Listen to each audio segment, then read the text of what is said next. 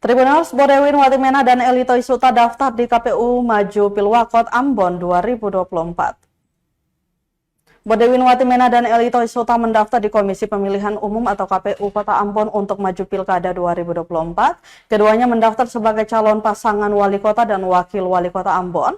Kedatangan pasangan calon dengan jargon beta didampingi ribuan relawan dan simpatisan serta pimpinan partai politik pengusung.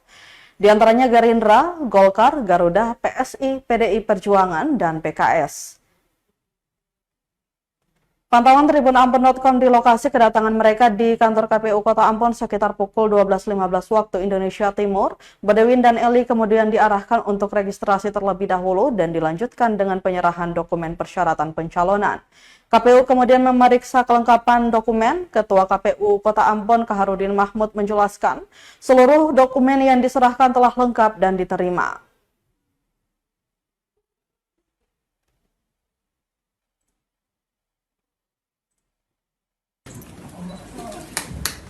Baik, diperlihatkan SAP Bapak Ibu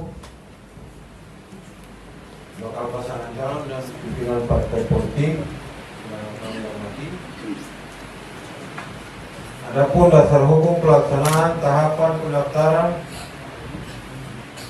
kepada Ketua KPU Kota Ambon disaksikan oleh para anggota.